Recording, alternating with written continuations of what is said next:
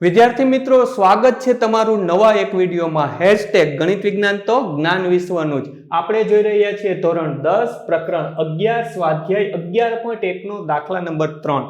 હવે દાખલા નંબર 3 માં આપણને શું કીધું છે કે એક ઘડિયાળના મિનિટ કાંટાની લંબાઈ 14 સેન્ટીમીટર છે. હવે આપણી પાસે એક ઘડિયાળ છે, એની મિનિટ કાંટાની લંબાઈ આપણને 14 cm આપી દીધી છે.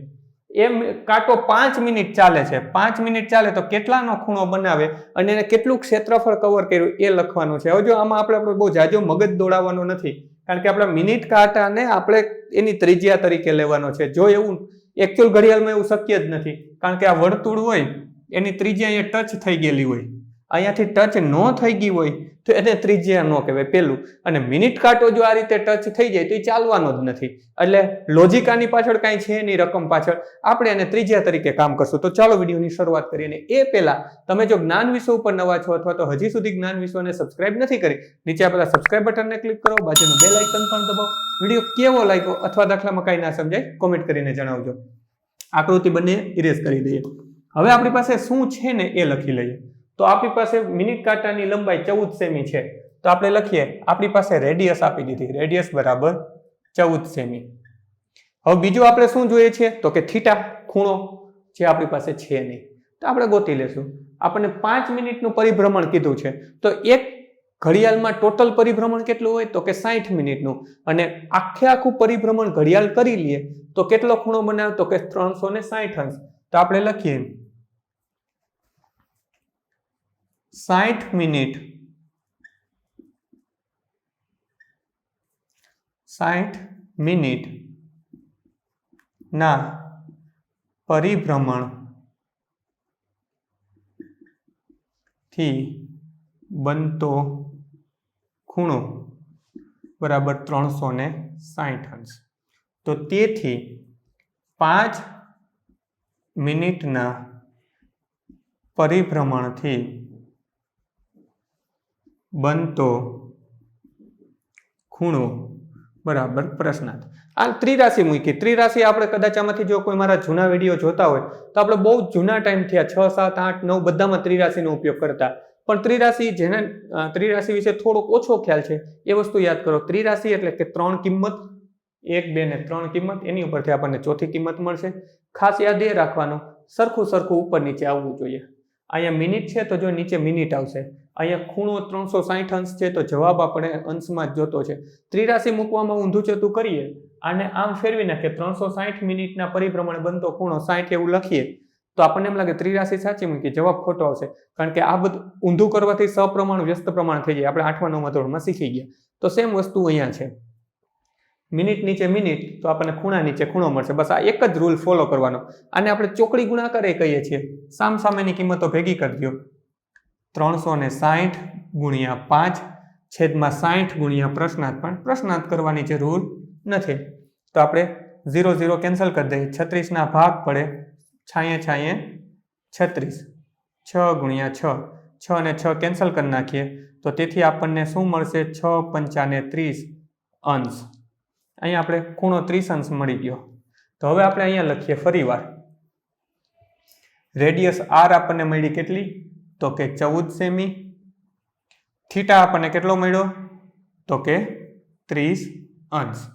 હવે 5 મિનિટના પરિભ્રમણ કરીને ક્ષેત્રફળ રચે તો આપણે લખીએ તેથી ક્ષેત્રફળ બરાબર શું આવશે તો કે થીટાના છેદમાં 360 એને ગુણ્યા પાઈ r વર્ગ. અહીંયા આપણે જેમ બીજા દાખલામાં 1/4 મૂક્યા હતા એ વસ્તુ અહીંયા કરી શકાય, પણ મેં ત્યારે તમને ના પાડી હતી કે આપણે સૂત્ર આ યાદ રાખ્યું છે તો આપણે આ પ્રમાણે જ ચાલશું. બંને છે તો સેમ, જવાબે છેલ્લે સેમ આવશે, પણ નવું સૂત્ર યાદ ન રાખવું પડે એટલા માટે આપણે આ સમજાતા થિયરીમાં. તો થીટા આપણને કેટલો મળ્યો તો કે આપણને મળ્યો 30 છેદમાં 360 ગુણ્યા પાઈ કેટલા છે, કોઈ આપણને ચોખવટ કરી નથી એટલે 22/7 મૂકી દીધા. રેડિયસ આપણને કેટલી આપી તો કે 14 ગુણ્યા 14, 14 ગુણ્યા 14. હવે 0 અને 0 કેન્સલ થઈ ગયા. ઉપર 3 છે, 3 નો આપણે શું કરી શકાય તો કે 12 તેરી 36, 3 અને 3 કેન્સલ થઈ ગયા. હવે આપણી પાસે નીચે 12 છે અને ઉપર 22 ને 4 છે, તો અહીં 14 ના ભાગ પાડી દે. 7 દુ 14, 7 અને 7 કેન્સલ થઈ ગયા. અહીંયા 12 છે, 12 ના ભાગ પડશે 2 ગુણ્યા 6. ડાયરેક્ટ હું પાડી શકો 2 ગુણ્યા 2 ગુણ્યા 6, 2 ગુણ્યા 2 ગુણ્યા 3, તો એક સ્ટેપ ઓછું થાત. પણ છેદ એટલા માટે તમારી સામે ઉડાડું છું, જો 10મા ધોરણમાં આવા છેદની જરૂર નથી, ઓલમોસ્ટ બધાને છેદ ઉડાડતા આવડતા જ હશે, પણ તોય પ્રેક્ટિકલી એટલે બતાવું છું કે તમારું પ્રેક્ટિસ વધે. તો અહીંયા આપણે 2 અને 2 કેન્સલ કરશું. 6 ના ફર્ધર છેદ આપણે ઉડાડવો હોય તો ઉડી શકે. 2 તેરી 6. હવે ક્યાં આપણે કેન્સલ કરવા જશું?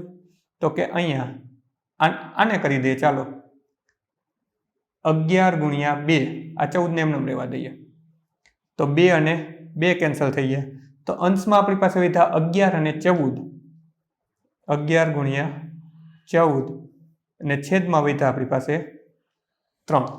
હવે જો આ બધું તમારે ના લખવું હોય તો આ સ્ટેપ સીધું વિડીયો પોઝ કરીને લખી અને છેલ્લે આ લખી લેજો. છેદ ઉડાડવાની જરૂર ન હોય તો 11 ગુણ્યા 14 આપણને આવડતા હોય તો ભલે, ના આવડતા જો એક શોર્ટકટ રીત પણ છે.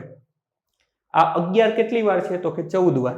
તો 11 વાર તો આપણને આવડે છે, 121, 11 નો વર્ગ. વધ્યા કેટલા? 3 વાર, 12 તેર ને 14, એટલે કે હજી 11 તેરી ને 33 હું આમાં એડ કરી દઉં તો 3 ને 1 4, 3 ને 2 5, 1 ના 1. આ પેલી રીત. ના કરવી એવી શોર્ટકટ ના મારવો તો 14 ગુણ્યા 11 કરી નાખો. 14 ગુણ્યા 11, એકમ દશકની શૂન્ય, 14 એકુ 14, 14 એકુ 14, 4 ના 4, 4 ને 5, 1 ના 1. બે રીત સાચી. તમને આપણને જે રીત ઘણી બધી રીતે ગણાય, આપણને જે સહેલી લાગે ને એ રીતે આપણે ચાલવાનું. તો અહીંયા શું આવશે? 154 154 ડિવાઈડ બાય 3. અને એકમ આપણે શું લખશું? તો કે અહીંયા સેન્ટીમીટર હતું, તો આપણે એકમ લખી નાખશું સેન્ટીમીટરનો વર્ગ. રફ કામ આપણું ઇરેઝ કરી દઈએ. વિડીયોને પોઝ કરી ત્રીજો દાખલો તમારી નોંધપોથી ઉતાર્યો, ત્યાં પછી વિડીયો ચાલુ રહેવા દેજો.